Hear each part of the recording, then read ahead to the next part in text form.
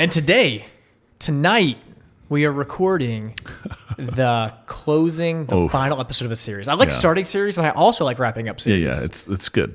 Yeah. The middle, sometimes I get you got to go through. There's got to be a middle, right? But sometimes I like fade any a little good bit. book. The beginning is good. Yeah. The middle, it's like, especially if you're following a character, he or she's going through a bunch of hard times, but it's developing him or her. And then at the end, triumphs over the evil one or something like that. That's right. Every good book. And so we're going to end this series on narrative juxtaposition by talking about one of everyone's favorite Bible characters, Ebed-Melech. It's just like bedtime stories. Everyone's like David and Goliath, Adam and Eve, and Ebed-Melech. Yeah. And I like this story because it's a lesser known Bible story. And it's maybe juxtaposition's the wrong word. I think it fits here. It's more of a contrast between, and I think you'll see this, you've seen this in a lot of what we've talked about. The person you expect to do the right thing does it, and the person you might not expect does the right thing. We saw this in Jonah. We saw this kind of with Ruth and Judges. It's kind of like a different way. We see these Gentiles responding in a way, some of these Jewish leaders in Matthew, you would expect them. They know more to do more. So that's what we're going to talk about today. We'll talk about the Bible characters Jeremiah, Zedekiah, and Ebed-Melech. This is the king who would not decide and the servant who did. Sounds good. Let's take it to the next level. Let's fire up that twangy music.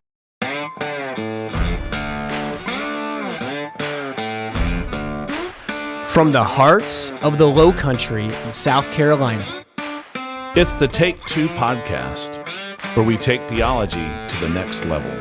All right, we're talking Jeremiah, Zedekiah, and Ebed-Melech. And as we were saying some of these names, Michael made this timely connection. Yeah. Right in front of my face. Didn't even see it. We just talked about a lot of Melechs. Abimelech, Elimelech.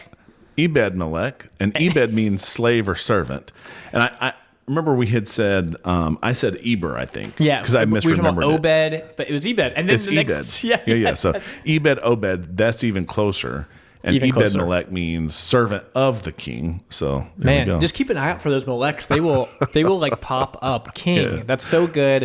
Well, kind of the thesis, the central claim in this episode, not unlike some of these other ones, is that true faithfulness is measured by things like obedience and courage. Not what you would expect all the time, position, power, or status. That God, we know, works through the marginalized, works through the overlooked, the powerless. Well, those oftentimes that are in the strong positions, in authority, often fail. And we'll see this story, we'll see this at play in this story of Jeremiah, Zedekiah, and Ebed-Melech. So let's set the stage, because this comes from the book of Jeremiah, which most people know who Jeremiah is. Yeah. They might know a few facts about him. What's like the one thing everyone knows about Jeremiah? He's a weeping prophet. That's like okay. Yeah. Because I know a lot. Is that the one? I always think about him. Another thing that people probably know is he got thrown down into a pit, and that's very timely for this story in particular. So a couple things. You probably know some contextual things, but just for fun, let's set the context and go back in time to Jerusalem around 586 BC. One of those, there's not like if you're thinking major dates, that's one that should kind of hit you in the face. Not a good time for Jerusalem. Yeah. There was a king maybe 50 years before this that was visited. They had just staved off the Assyrians. The Babylonians visited, and remember, he took them all through and showed them all. And the prophet at that time was like basically everything you showed them, God's going to judge you for this because of your pride, and it's all going to go to them. It's like, whoa. And so now, 586, that's what's happening. Babylon, the bills coming due, under Nebuchadnezzar coming to take them out. Man, and so the picture is exactly what you said. Babylon's army is surrounding the city. There's a siege. It's not going well. It's what a siege does. It's going on and on, months and months. Food's disappearing. People are losing confidence. Everything is rationed. This great city of David is now starting to give way, and the king we have is King Zedekiah, the final king of Judah. And what we do a lot in these podcasts is talk about what names mean. His name means Yahweh is righteous. And so he's the guy. He should be doing the right thing at the right time. So. You would think You'd so. hope so. You hope so. You want, things are going bad. Is he going to do what's right? If you read the story, he fears, the people he rules. He fears the people from the outside Babylon who are coming to take over. He fears his own officials. And really, it's like analysis paralysis. He's not deciding anything. He's kind of just freezing in his track. And we've got this prophet, Jeremiah, that, like we mentioned, the weeping prophet. And he's declared that because... if only Jeremiah had told him what to do. If only. He's given this message over and over that Judah just refuses to hear. It's not a pretty message. No. Judgment's coming. Right. Even saying things like, Babylon will conquer the city. The only thing to do is surrender. Like, you need to surrender. Right. Fighting this is not going to go anywhere. Which seems counter. It does seem counter. You can understand, hey, the pushback, I trust in God. I don't trust in you. I don't believe you. But I think God showed more than one time that Jeremiah was a true prophet. Exactly. So this message of Jeremiah, like Michael said, it's making these leaders enraged.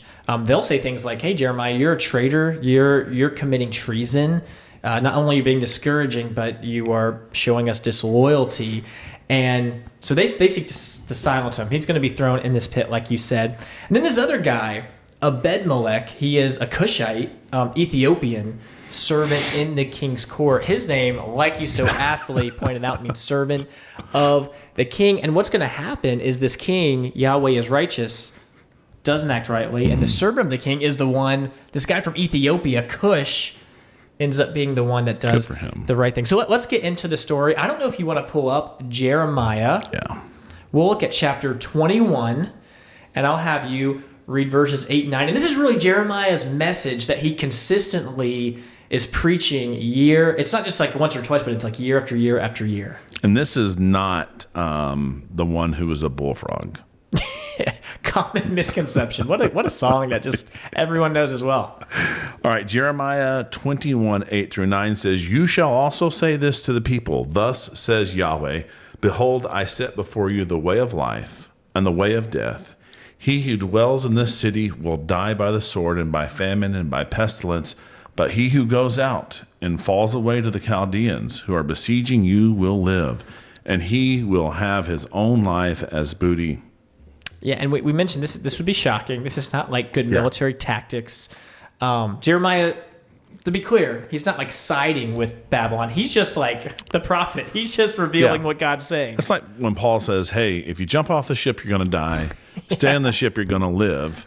And people try to start jumping off the ship. And it's like, he's just telling you the facts. He just, don't shoot the messenger. He's proclaiming God's judgment, specifically on Judah's rebellion and idolatry that, if you've read scripture, generation after generation has ignored the covenantal responsibilities, turned their back on God. They've rebelled, and now judgment has arrived. So let's talk a little more about Zedekiah, who at this point knows Jeremiah is a true prophet. Jeremiah is validated, but he's terrified of what his officials are going to say, and so he says one thing publicly. But then he wants to meet with Jeremiah secretly. And in Jeremiah chapter 37, verse 17, he's having this aside in private with Jeremiah. It says, "Now King Zedekiah sent and took him out. And in his palace the king secretly asked him and said, 'Is there a word from the Lord?' And Jeremiah said, 'There is.' Then he said, 'You'll be given into the hand of the king of Babylon.'" Tough thing to tell. It's like, hey, I heard back. All that being said, Zedekiah knows Jeremiah is speaking truth, but he's kind of in this halfway point where he wants to believe, or he wants to side with Jeremiah. He knows that's the right thing. It's almost like part of God's punishment to Israel was a weak leader. Man, yeah, I think you're exactly right, and it's like being stuck in this middle zone where he acknowledges Yahweh. It's he knows all the facts, but is not acting on it. This weak leader. not following through with what he knows is to be right. So his response is just to not listen to Jeremiah. The officials, they're getting sick of Jeremiah and all these warnings. They accuse him of like hurting morale. All the soldiers are like, not doing well, hearing that everyone needs to surrender. It's not good talk. Even saying things like, hey, you're actually trying to hurt our people. And they actually say, hey, let's execute Jeremiah. Zedekiah, again, responds weakly. And he basically takes the easy way out and says, like, hey, well, you can read it. Jeremiah 38. Let's look at verse 5. 5. So King Zedekiah said, behold, he is in your hands, for the king can do nothing against you. Yeah, he's like, hey, I'm just the king. What can I do? Like, that's a weird... Just a figurehead. So you guys figure he abdicates his responsibility. And in the very next verse, 6, basically said, hey, you can lower him to a cistern, it's an empty cistern. There's no water there. It says in verse 6, there was no water in the cistern, only mud, and Jeremiah sank in the mud. And so Jeremiah hears in this cold, muddy cistern. It's probably dark, no food, really nothing he can do. He's just basically wasting away. He's probably like, I'm going to die here. Not Margaritaville. Not Margaritaville. And the king does nothing. Very next verse, verse 7, we're introduced to Ebed-Melech, the Ethiopian, who was a servant in the king's house. He was things of note. Like, we get these details about him. He's a foreigner. He's a servant. We actually hear he's a eunuch as well. So he's like the unlikely person to act. Because what's he got invested? All the things that are not highly esteemed in the Jewish economy. Yeah. But we're going to see he's the one who acts. Go ahead and read verses 8 and 9. This is kind of what we just saw Jeremiah load in the cistern. This is Ebed-Melech's response. And Ebed-Melech went out from the king's palace and spoke to the king, saying, my lord the king, these men have acted wickedly in all that they have done to Jeremiah the prophet, whom they have cast into the cistern, and he will die right where he is because of the famine, for there is no more bread in the city. Very, very, he's kind of seeing everything. He's like, this is not right. Like, honestly, at some level, the king's like asking Jeremiah to say what happened. Jeremiah says what happens, and then he's really basically led down the cistern to his death. So this servant's confronting the king. He's going against these officials, accusing them of injustice. He's advocating for Jeremiah when no one else would. And what maybe not surprising, we see, and this is actually all happens very fast. Verse 10. We're like going in order here. This is Zedekiah's response. Yeah, and even though it happens fast in our Bible, there some time? There might be years. I mean, like don't. It's not like you're reading 5 chapters later. But yeah. It's easy to follow, is what I mean. Easy to follow, but I think that Jeremiah does stay in there for a little bit. Yeah. He says, then the king commanded Ebed-Melech the Ethiopian, saying, take 30 men from here under your authority and bring up Jeremiah the prophet from the cistern before he dies. Great. Kind of, he's again saying, hey, do what you want to do. I know. I guess I'm just the king. I can't do anything. Oh, man. Ebed-Melech organizes this rescue and helps bring Jeremiah up out of the cistern. He's lifted out of the pits. You want to read verses 12 and 13? There's some imagery. Yeah, there's some details here that are good. Because, then Ebed-Melech, the Ethiopian, said to Jeremiah, now put these worn out cloths and rags underneath your armpits under the ropes.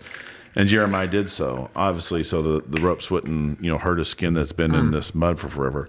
So they pulled Jeremiah up with the ropes and lifted him out of the cistern, and Jeremiah stayed in the court of the guardhouse. Great. Jeremiah's lifted out of the pit. He survives because of this servant, Ebed-Melech. What's so interesting is God's message he gives to Ebed-Melech in Jeremiah 39, verses 15 through 18. Now the word of Yahweh had come to Jeremiah while he was confined in the court of the guardhouse, saying, go and speak to Ebed-Melech the Ethiopian, saying, thus says Yahweh of hosts, the God of Israel, behold, I am about to bring my words on this city for disaster and not for prosperity.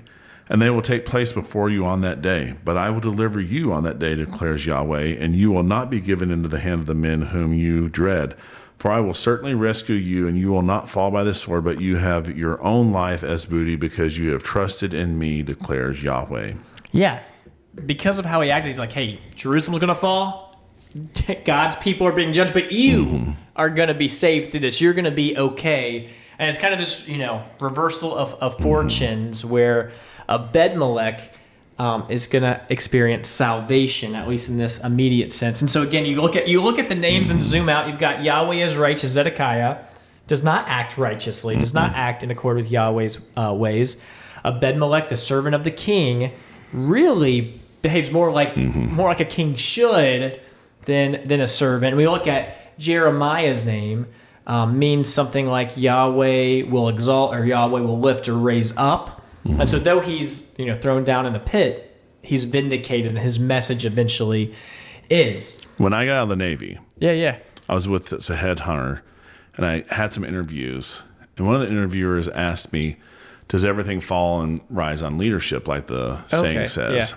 And this is what I was trying to communicate to them. I don't think I did a good job communicating it, and I did not get an offer for a job. But what I was trying to say is everything rises and falls on action of leadership, but that doesn't always happen at the top. You could have a weak manager, but someone that's like a good, middle manager or something who actually exercises the leadership that the shop workers needed. That's what I was trying to communicate. But this is, I think, an example of that. You have a king who's not doing what's right, and yet there is someone in a lower position rising up to the occasion to provide the leadership that at least Jeremiah, needed at that time. And it's so interesting. It's like we see this kind of story in other places, not too much in the future. We see like, Daniel and his friends are like foreigners in the king's court. Right. The king like listens to him. This is like the opposite kind of thing. But it's like you can be seemingly on the outside, but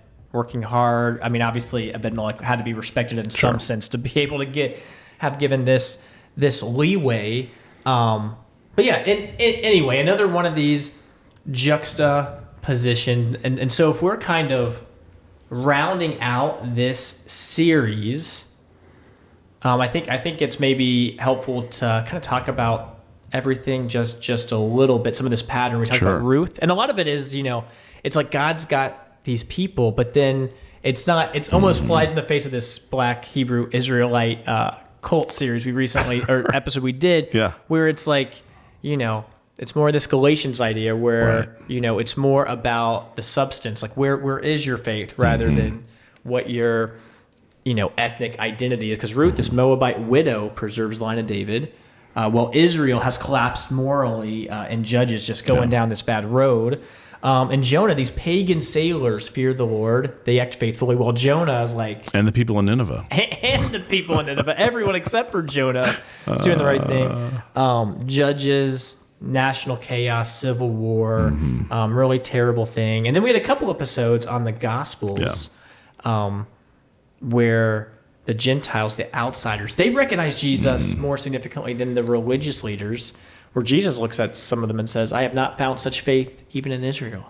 He marveled at some of these sayings. And so faithfulness is often found in the ones you would, at least as you're reading the story, it's like not who you would tee it up to be. And the kind of the juxtaposition that we didn't do a separate episode on. That really was the catalyst for all of this. Right, was Judah and Joseph. Yeah, because we're like Joseph.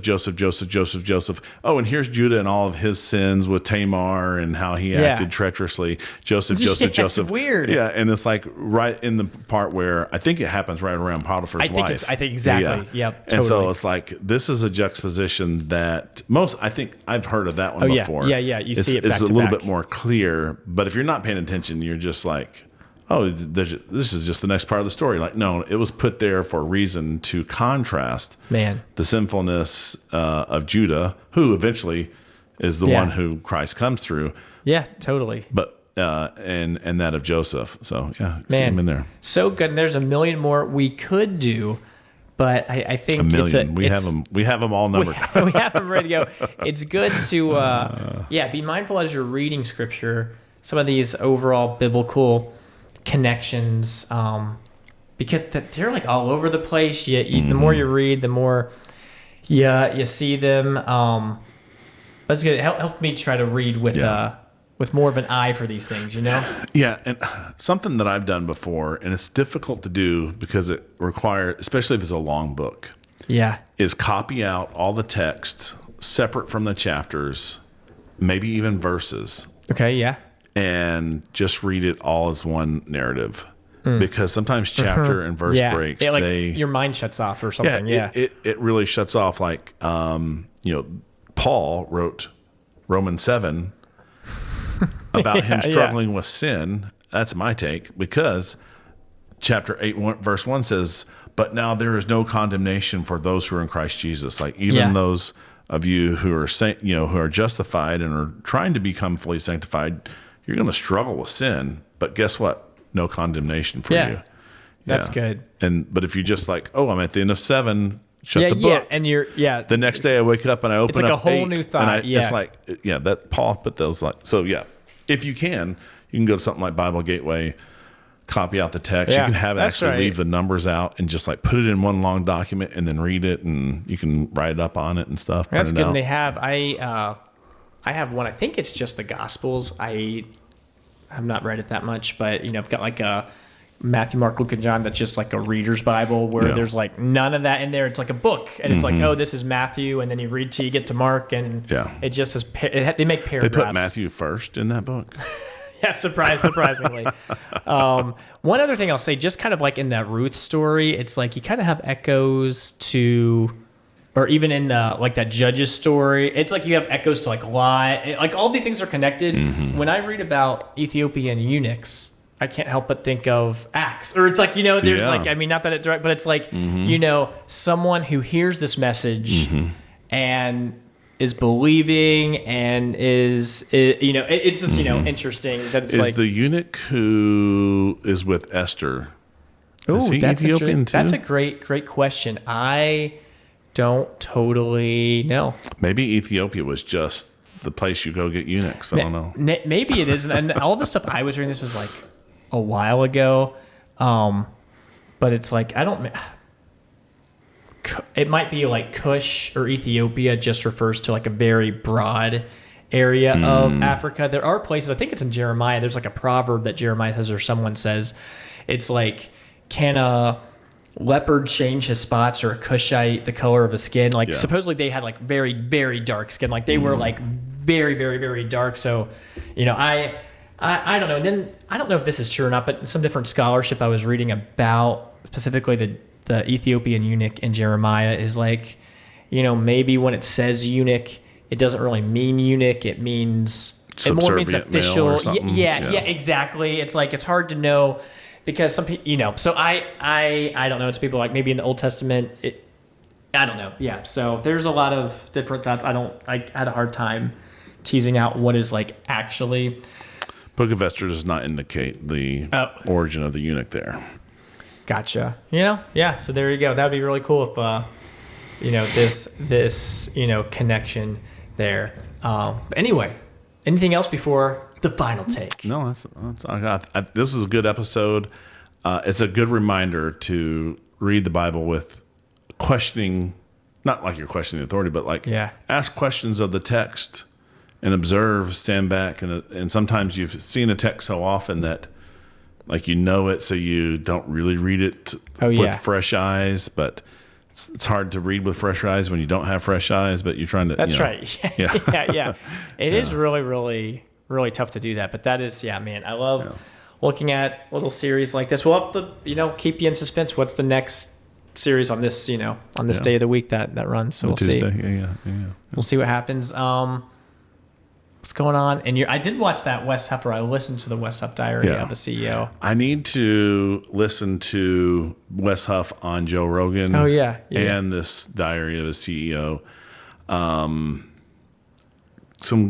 you heard that Joe Rogan has basically said he basically believes the Christian story and he probably counts himself as a Christian now? Yeah, I've read some of this stuff, and the way he talks is very much less dismissive as it like used to be. Like you can see a progression, and things he says is different. And I've read things about him. Yeah. I don't listen enough to. I like cherry pick his episodes. If there's like something on health or fitness or on it's like something that catches my eye. So won't listen to anything. I'll listen to one. But the way he talks is different than it was like years ago. Yeah, because we had mentioned when Wes Huff went on there, I was like, well, I don't know if I want to listen to it because when Stephen Meyer went on there, it was just like the what if question forever. And someone commented on that video and was like, hey, it's a different attitude with Joe Rogan and Wes. Like it has shifted. Yeah. And Wes does a good job where I think where Joe Rogan is going to have trouble is in some of the like sciencey stuff. He's like, he said something. I was one podcast, maybe it was on the Wes Huff. It was one podcast, and he's like, Adam and Eve, like that kind of stuff. I don't know if he's like there with some of that. Like, is that literal? Like, that's just like we came from monkeys, and like that's like his thing. I think he like that whole conversation. He has a harder time with, versus like some of the questions with Wes Huff and it does seem like it is different, and a lot of like where he's leaning like politically and stuff. He's really big on, if something is true, just say it's true. And there's, with all of COVID and, politicians saying things and so I think that's like shifted him as well. But it is interesting where I have a hard time like knowing exactly. I think Jordan Peterson, who I'm not sure, we would say he's a Christian either, but it's like he's like all wrapped up in the Exodus, all these stories and the way when they talk. But it is interesting that I don't think he wouldn't have, like the interaction with Wes Huff was like very, at least with this Diary CEO, it's really positive. This Diary CEO guy's like clearly not a Christian. Yeah. But he handled really, like he would ask Wes like, so would you say I'm going to hell? Like, and Wes would like answer it like in a pretty good way. Greg Kokel did a little bit of a cover on this. Okay, yeah. And he was very happy with Wes's response. And he was like, he didn't move away from the objection, but he was very kind in what he said, but is very straightforward in what he said. So it was great. Yeah. Yeah. He's killing it, and gave like whatever that guy's name is, like a little manuscript he made kind of thing, doing his thing. So it was good. And I don't listen to a lot of the Diary CEO podcasts, but it seems like I could tell more on this one how edited they are. Yeah. Where he like cuts stuff out and compresses it. I think you mentioned like Greg Kokel said that. I never knew that. Right. But even I was like, I bet it seems like he cut a lot out. Greg said, I gave 2 points on something, and I had my main point, and then I had kind of my point that kind of backed that point up, and like my main point was totally gone in what was released, and only you got like my backup point, so it kind of seemed out of place a little bit. Yeah, I could tell. He's like, and I don't think that they are necessarily doing it on purpose, that they just have certain time constraints and they're trying to, because it's already a long podcast. Yeah. And if you don't know they edit it, it almost sounds like they don't edit it. It just flows. Right. So they probably just like try to make it flow. But knowing what you said about Coco, I was like, I bet he cut out something, because I was like, why didn't he say this basic thing? But it seems like he was alluding to it. Right. But overall, I thought it was like really well done. And he does come off. Maybe it's like the Canadian in him that like comes off as like being very like kind and not aggressive. You know what I mean? That probably helps out. Canadians. Well, I wasn't going to say Canadians are more kind, but that I've seen, especially with this, curling. Oh yeah. And the hockey thing. I was like, well, not all Canadians are. Dude, that curling thing was crazy. It is crazy. He's like, I'm not cheating. And then it's like they said, oh, we got a camera set up. So what's the deal? I only saw that part of it. Yeah. Like, if it happens, you just police yourself. Like, no, or they like the ref could call it. It seems like the ref should do something. Like, yeah. I was like, why are you not disqualified? Because like if it's on. The whole thing is you're let go of that handle and you're not supposed to touch it again. But if you kind of see, I'm just half a degree off, I can just give it a little nudge and it'll help. And of course, that's a huge advantage. Yeah. That's great, because I was like, I feel like unless it was like so subtle, but on all the camera stuff I saw, I was like, it's like clear. It's not like clear. Maybe he touched it, maybe it was like he touched it. It was great. He was not happy. He was very strong in his conviction. Yeah.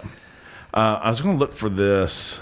I don't know if I can find it. Maybe we should do a whole episode on it. So I'll just allude to it now. But obviously, you wouldn't use AI to do your thinking for you, obviously. But you can use AI as a tool to help you. Yeah. Like we use AI. Like we'll put some stuff in, like, hey, organize this into some notes and stuff. But there was a person who was using Claude, a new AI, and basically said, hey, no bias. Oh yeah. So don't, try to, but out of all the worldviews, if you're a human, which one would you be? And he said, I would be a Christian. And he gave some reasons. And they were just eloquently put. And one of the reasons was, he was like, the Christian view makes the most sense in what I see of mankind.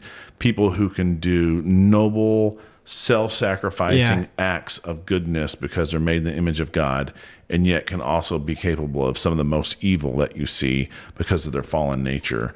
So that was like a huge That's crazy. thing. Yeah. And then he had this one paragraph. He was like, every other religion says you have to climb up the ladder, and this one, the ladder is brought down, and you like. It's like the work is done for you, and you. So it's like it's very different. It is crazy. It's like that. Like fundamentally, just like reaches to every impulse in you. Like it to me, it like reconciles all the stuff you see that's wrong. Because I feel like everyone wants to help the margin. It's like, man, everyone has a heart for it, but it's like this is like the perfect way to reconcile all the things. So maybe we can go through his answers and that's a maybe good an idea. episode and kind of see if we like them or not. Sweet. If I can find the original document. I love it. Yeah. Well, that's good. A lot of good stuff to think about. The series is a wrap. Yeah. See you guys next time. That's our take. Thanks for listening to Take Two. Find us wherever you find podcasts and on YouTube for those who want to watch our video cast.